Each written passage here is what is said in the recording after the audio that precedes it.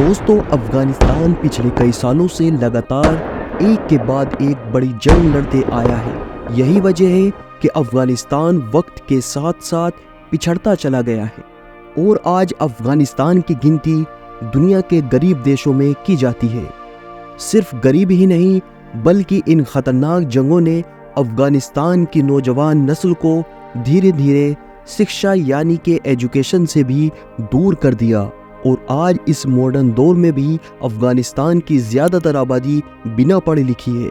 मगर दोस्तों, अब फाइनली कुछ इस तरह की खबरें निकलकर आ रही है कि जो न सिर्फ अफगानिस्तान के लिए बहुत अच्छी है बल्कि पूरी दुनिया को हैरान कर देने वाली है। अगर मैं आपको आसान भाषा में आप लोगों को समझाऊं तो आप ये समझिए कि अब अफगानिस्तान भी उसी रास्ते पर चल रहा है जिस रास्ते पर आज से लगभग 50, 60 या 100 साल पहले हमारी दुनिया के ज्यादातर अरब मुस्लिम देश गए थे। मतलब जिन रास्तों पर चलकर और जिन चीजों की मदद से दुनिया के ज्यादातर अरब मुस्लिम देशों की किस्मत बदल गई थी और वो रातों रात जटिल मैदान से और दुनिया के सबसे गरीब देशों में से दुनिया के सबसे अमीर देश बन गए थे और उनको दुनिया की जन्नत कहा जाने लगा। बिल्कुल शायद अफगानिस्तान के साथ भी यही हो सकता है। वो इसलिए क्योंकि अब गरीब अफगानिस्तान के केस में भी हमारी ही दुनिया की सबसे बड़ी ताकत और सबसे कीमती खजाने यानी कि तेल की एंट्री हो चुकी है। दोस्तों, ये बात तो पहले ही क्लियर हो चुकी थी। अफगानिस्तान गरीब भले ही हो और उसके पास टेक्नोलॉजी भले ही मौजूद ना हो, मगर उसके पास तेल और इस तरह की दूसरी चीज़ों के खजाने मौजूद है।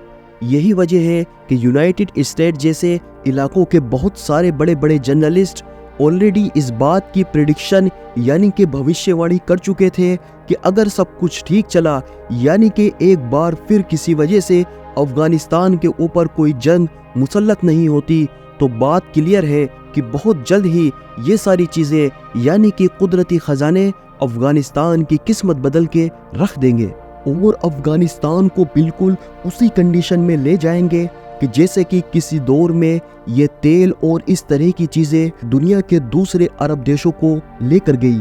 मगर बहुत सी बात यह है कि अफगानिस्तान के पास तेल के खजाने तो मौजूद है मगर इनको निकालने की टेक्नोलॉजी मौजूद नहीं है।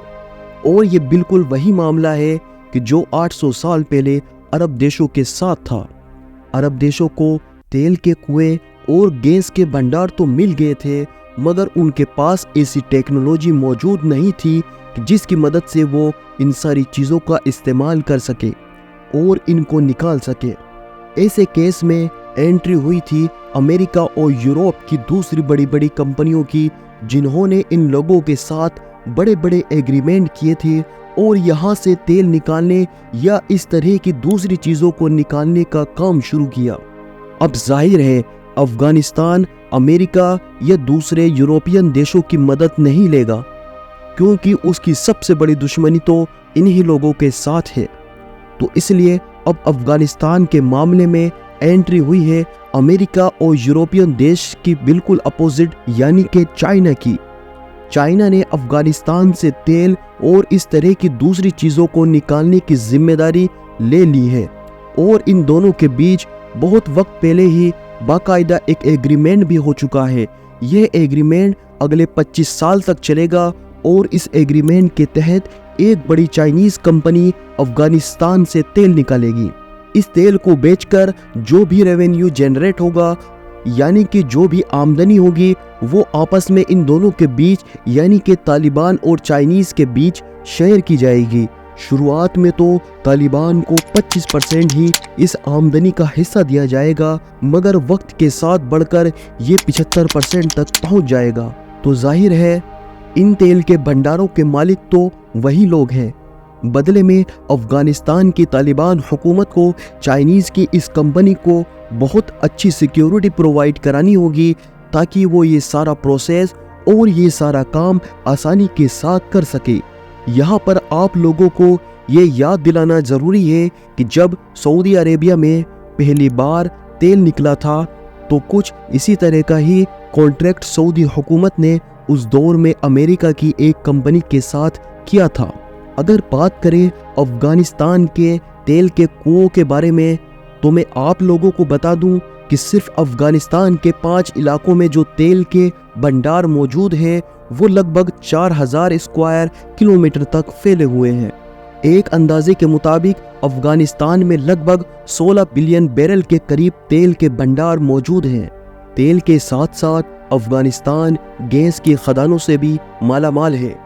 वैसे तो अफगानिस्तान एक लैंडलॉक कंट्री है, यानी कि एक ऐसा देश कि जिसकी किसी भी तरफ से कोई समंदर नहीं है, और जाहिर है ये अफगानिस्तान के लिए परेशानी की बात है, क्योंकि इस तरह के देश व्यापार करने के लिए भी दुनिया के दूसरे देशों के मोहताज होते हैं।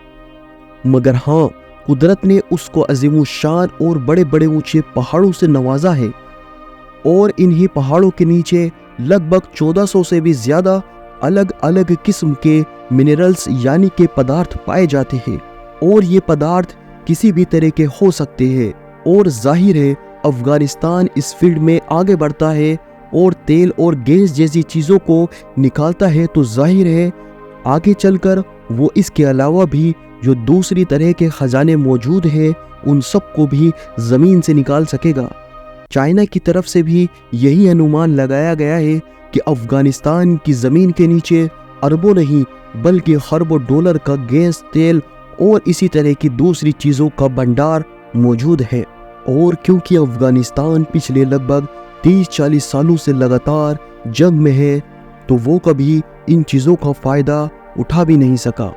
यही वजह है कि चाइना ने भी बड़ी तेज़ी के साथ अफगानिस्तान में इंटरेस्ट दिखाया है। आज अचानक से मैं आप लोगों को ये सारी चीज़ें इसलिए बता रहा हूँ क्योंकि चाइना और तालिबान के बीच एक लंबे वक्त पहले एग्रीमेंट हुआ था। उस एग्रीमेंट पर अब काम शुरू हो गया है, यानी कि अफगानिस्तान से चाइनीज़ कंपनी ने बाकायदा कुछ वक्त पहले तेल निकालना शुरू भी कर दिया है। यहाँ पर एक बात तो ये भी है कि चाइनीज़ कंपनी ने जहाँ से तेल निकालने का काम शुरू किया है वो दरअसल अफगानिस्तान का एक ऐसा इलाका है जहाँ पर गरीबी बेइंतहा है। इसीलिए तालिबान गवर्नमेंट की तरफ से ये फैसला लिया गया है कि जिस इलाके से भी तेल निकाला जाएगा उसी इलाके के नौजवानों को इस मामले में सबसे ज़्यादा जॉब यानी कि नौकरियां दी जाएगी, और ये सारे नौजवान लोग चाइनीज़ कंपनी के साथ मिलकर काम कर सकेंगे। रिपोर्ट के मुताबिक अफगानिस्तान के इस गरीब इलाके में चाइना की इस कंपनी ने लगभग 540 मिलियन डॉलर के करीब इन्वेस्टमेंट की है। इसके अलावा और बहुत सारी रिपोर्ट बताती है कि इस वक्त चाइना पूरे अफगानिस्तान में सबसे बड़ा इन्वेस्टर बन गया है। चाइना सिर्फ तेल में ही नहीं बल्कि अफगानिस्तान की ज़मीन के नीचे बेइंतहा मौजूद तांबे में भी इंटरेस्टेड है। वो तांबे की खदानों को ज़्यादा से ज़्यादा निकालकर उससे भी मुनाफा कमाना चाहता है।